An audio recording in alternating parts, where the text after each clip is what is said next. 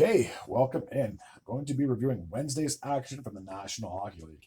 All 32 teams played, therefore we had 16 games, only because there was no Thursday games taking place for whatever reason the case may be. So starting in Columbus, we had the Blue Jackets playing host to the Montreal Canadiens. In the first period, Mathieu Olivier would open up the scoring for the Blue Jackets, getting his seventh goal of the season from Werenski and Aston Reese. 9:08 of the opening frame.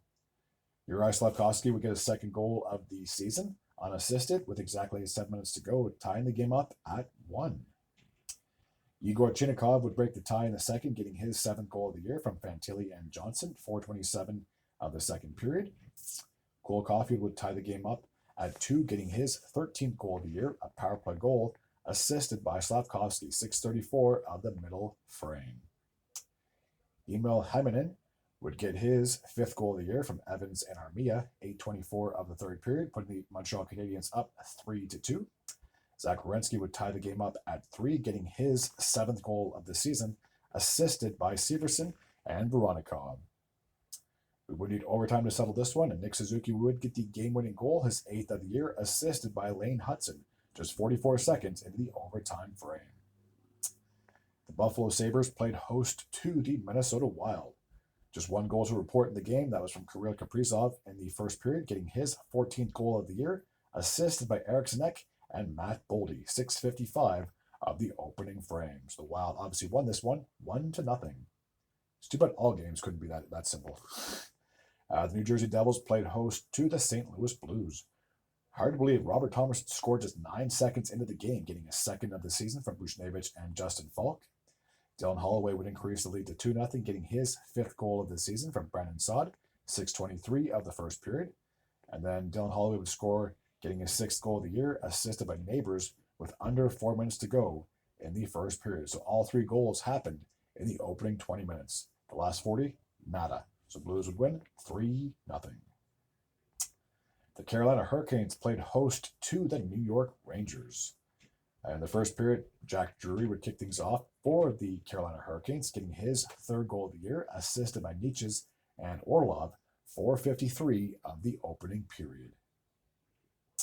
Johnny Brodzinski would tie the game up at 1, getting his second goal of the season, assisted by Vesey and Ryan Lindgren, 17:38 of the first period. Seth Jarvis would put the Carolina Hurricanes on top in the second, getting his sixth goal of the year, a power play goal from Nietzsche and Aho, 1 minute and 12 seconds in the middle period. Brett Berard, I would believe, would get his first National Hockey League goal, assisted by Cooley and Jones, 9:13 of the middle frame, tying the game up at 2. Adam Edstrom would put the Rangers up 3-2 with 1 minute and 11 seconds to go in the second, getting his second goal of the season, assisted by Riley Smith and Adam Fox. So I believe the Rangers had a 3-2 lead heading into the third. Jesperi Kotkaniemi would tie the game up at 3, getting his third goal of the year from Robinson and Shane Gothisberg, 9:54 of the third period.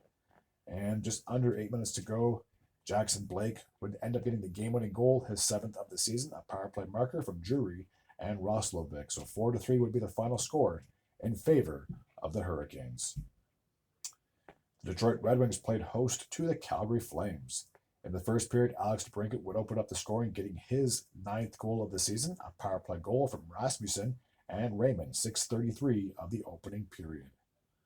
Connor Zary would tie the game up at 1 in the third, getting a power play goal for himself, his 5th of the season, assisted by Uyghur and Sharon Govich. And that goal happened with 2 minutes and 48 seconds to go in the third. We would need overtime to settle this one, and Lucas Raymond would end up getting the game-winning goal, a power play goal, his 6th of the season from DeBrincat and Sider, 3:35 of the overtime frame. So all three goals were scored on the special teams. The Tampa Bay Lightning played host to the Washington Capitals. In the first period, Braden Point would open up the scoring, getting his 13th goal of the season, assisted by Gensel, 3:58 of the opening frame. He would score yet again, getting his second goal of the game, his 14th of the season, a power play goal from Kucherov and Hedman, 12:27 of the opening period.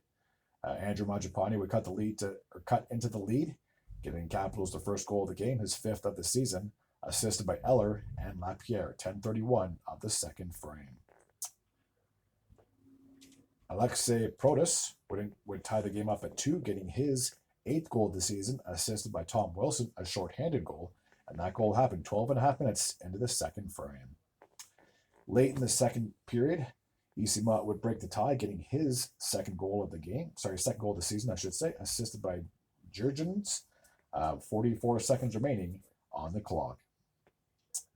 Early in the third, a minute 37 seconds to be exact, Dylan Strome would tie the game up at 3, getting his 7th goal of the season from Radish and Protas.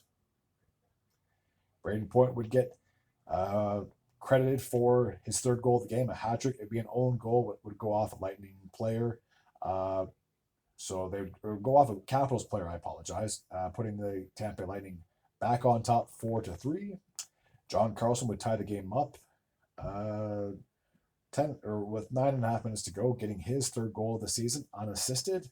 And then Tom Wilson would make it 5-4 late in the third, getting a power play goal, his 7th of the season from Churkin and Dylan Strome. And that goal happened with roughly 3.5 minutes to go on the clock. So the Capitals would escape the Tampa Bay with a 5-4 win. All right, off to the Atlantic Division as we have the Florida Panthers played host to the Toronto Maple Leafs. In the first period, Alexander Barkov would open up the scoring, getting his 5th goal of the season, a power play marker from Ekblad and Verhaeghe, 4:46 of the opening frame. Mackie Samskovich would increase the lead to 2-0, getting his 4th goal of the season from Luosterainen, 5:36 of the opening frame, putting Florida up 2-0. Sam Reinhart would increase the lead to 3-0, getting a shorthanded goal, his 17th of the season, assisted by Barkov, 17:04 of the second period. Late in the second, I believe still in the same power play, Mitch Marner would get a power play goal, his 9th of the season, cutting the lead to 3-1. In the third period, Carter Verhaeghe would increase the lead to 4-1, getting his 6th goal of the season, a power play goal from Bennett and Rodriguez, 14:37 of the third period. The Leafs would pull their goalie down by 3. Unfortunately, it did not pan out. Sam Bennett would get the empty net goal, his 10th of the season from Verhaeghe and Matthew Tkachuk, and that goal happened with 1 minute and 28 seconds remaining on the clock, so the Panthers would win 5-1. The Boston Bruins were in New York to take on the Islanders. In the first period, just under a minute in, Brad Marchand would open up the scoring, getting his 7th goal of the season, assisted by Elias Lindholm. He'd get his 2nd goal of the game, his 8th of the year from Brazeau and Lindholm, 6:31 of the first period, putting the Bruins up 2-0. Maxim Seplikov would cut into the lead, getting his 3rd goal of the season from Brock Nelson. At that point, it was 2-1 in favor of Boston, 12:50 into the first period. Brock Nelson would tie the game up in the second, getting his 9th of the year, assisted by Seplikov and George, 8:52 of the middle frame. Morgan Geekie would put the Bruins back on top, getting his 2nd goal of the season, assisted by Zacha and Pasternak, and that goal happened roughly 12 minutes into the middle period. With just under 8 seconds to go, or roughly around 8 seconds to go, Nelson would get his 2nd goal of the game, his 10th of the season from Pollock and Horvat, tying the game up at 3 heading into the third period. Pavel Zacha would break the tie in the third, getting his 4th goal of the year, assisted by Peak and Pasternak, 10:48 of the third. Speaking of Zacha, he get his 2nd goal of the game, his 5th of the year from Pasternak and Zadorov, 13:23 of the third period. The Islanders pulled their goalie. Unfortunately, it did not pan out. Nikita Zadorov would get his 1st goal as a member of the Boston Bruins, assisted by Lindholm and Charlie McAvoy. And that goal happened with 2 minutes and 2 seconds to go. The Bruins would double up on the Islanders, 6-3. Pittsburgh Penguins played host to the Vancouver Canucks. Blake Lizotte would kick things off in the first, roughly 4 minutes into the frame, getting his 3rd goal of the year, assisted by Shea and Drew O'Connor. Adu Radi would tie the game up at 1, getting his 2nd goal of the season, assisted by Sasson, 8:52 of the opening frame.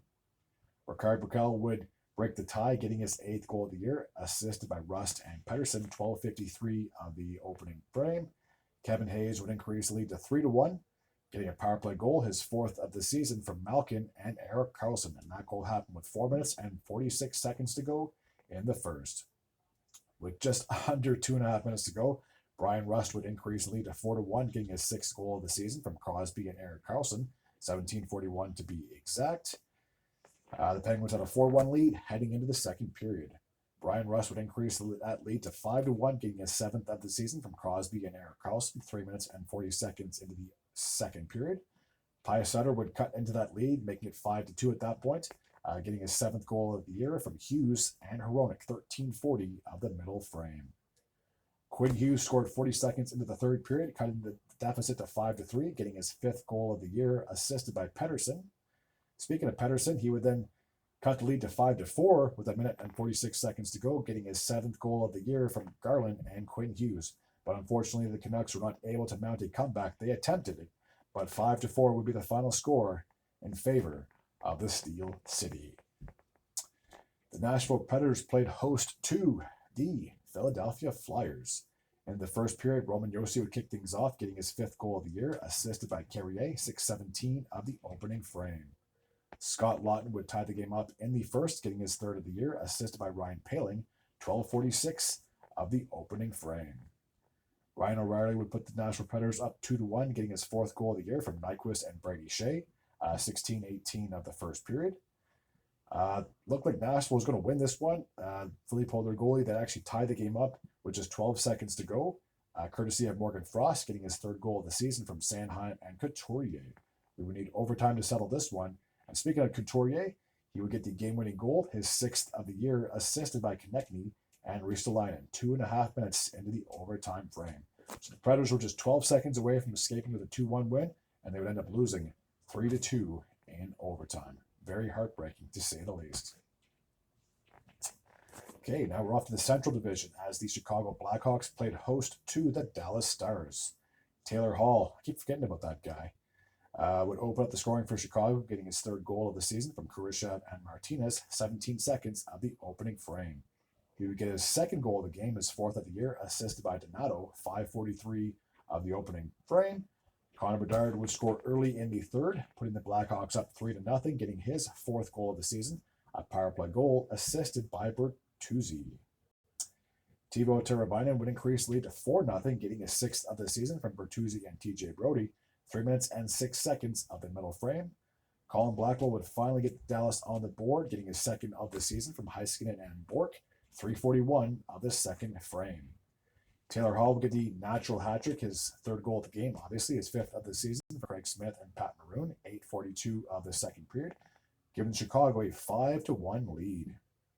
Louis Crevier, I believe, would get his first National Hockey League goal, assisted by Mikheyev, 13:18 of the second period. Chicago had a 6-1 lead heading into the 3rd. Matt Duchene would score in the 3rd, getting the lone goal for the Stars, his 12th of the season, a power play marker from Wyatt Johnston and Jason Robertson. So the Blackhawks would triple up their score on the Stars, 6-2. Who would have guessed that? The Colorado Avalanche played host to the Vegas Golden Knights. Pavel Dorofeyev would kick things off in the first, getting his 12th goal of the year, assisted by Barbashev and Pietrangelo, 13:09 of the second period. Valery Nichushkin would tie the game up at 1, getting his 2nd goal of the season, unassisted, 13:42 of the second period. There was no scoring in the 3rd and no scoring in the overtime. We'd have to go to a shootout, and Nichushkin, who tied the game up in the 2nd, would get the game-winning goal in the shootout. So the Avs would win 2-1 over Vegas. All right, the Los Angeles Kings played host to the Winnipeg Jets. In the first period, Anze Kopitar would strike, getting his 7th goal of the season, a power play goal from Kempe and Lafayette, 1 minute and 52 seconds of the open frame. Philippe Deneau would increase the lead to 2-0, getting his 2nd goal of the season from Turcotte and Lafayette, 7:10 of the second frame. Gabriel Velarde would finally get the Jets on the board in the 2nd, getting his 9th goal of the year, a power play marker from Ehlers and Kyle Connor, 9:12 of the second frame. Kevin Fiala would strike in the 3rd, increasing the lead to 3-1. For Fiala, that'd be his 8th goal of the year, assisted by Clark and Joel Edmondson, 5:21 of the 3rd frame. The Jets would pull their goalie down by 2 with over 3 minutes to go. Unfortunately, it did not pan out. Adrian Kempe would get the empty net goal, his 11th of the season, assisted by Kopitar and Garakov, 17:04 of the 3rd period. So the Kings would win 4-1. The Seattle Kraken played host to the Anaheim Ducks.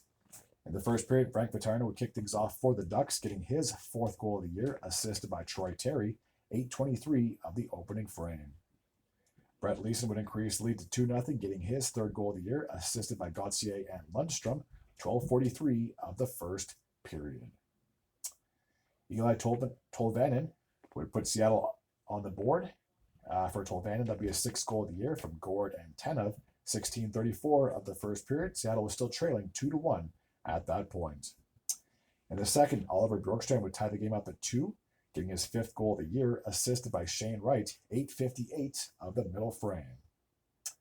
Alex Killorn would break the tie just over halfway through the game, getting his 4th goal of the year, assisted by Trevor Zegras, and I'm at 3-2 lead at that point. Late in the second, Cutter Gauthier would get his 3rd goal of the season, a power play goal from Mintyukov, and that goal happened with 37 seconds to go, putting Anaheim up 4-2 at that point. Trevor Zegras would increase the lead to 5-2 in the third, getting his 4th goal of the season from Killorn and McTavish, 13:55 of the third period, so the Ducks would head into Seattle and get a huge 5-2 win. And the last game from Wednesday took place in San Jose as the Sharks played host to the Ottawa Senators. In the first period, Adam Gaudette would open up the scoring for the Sens, getting his 10th goal of the year from Stützle and Tkachuk, 4:35 of the opening frame. Josh Norris would score 13:56 in the first, getting a power play goal for himself, his 9th of the year from Batherson and Tim Stützle, putting the Sens up 2-0. In the second period, Mario Ferraro would get his 1st goal of the year, assisted by Will Smith and Klim Kostin, 9:19 of the second period, cutting the lead to 2-1. Tyler Kleven, we believe, would get his 1st National Hockey League goal, assisted by Giroux, 15:22 of the second frame, putting the Sens up 3-1 at that point. In the third period, Macklin Celebrini would cut the lead to 3-2, getting his 7th goal of the year from Ekblad and Wallman, 4:48 of the third period. Will Smith would tie the game up at 3, getting his 3rd goal of the season, a power play goal from Zetterlund and Liljegren, 12:32 of the third. Adam Gaudette, who opened up the scoring for the Sens, would end up getting the game-winning goal with just over 4 minutes to go, I should say, getting his 11th goal of the season from Stützle and Brady Tkachuk, 15:48 of the third period. All right, that's going to take care of Wednesday's recap from the National Hockey League season. As always, if you're new to this channel and you like this type of content, feel free to hit the sub button. I'd be very grateful and very appreciative. One thing I just want to say as a quick little side note moving forward is I have done a playlist for just my hockey. I'll probably will do a playlist for football and whatever else I do cover. So if you do happen to like this type of content and you don't have to scroll through every single thing that I'm recording, you can go hit my playlist button and watch the videos from there. All right, until next time, take care.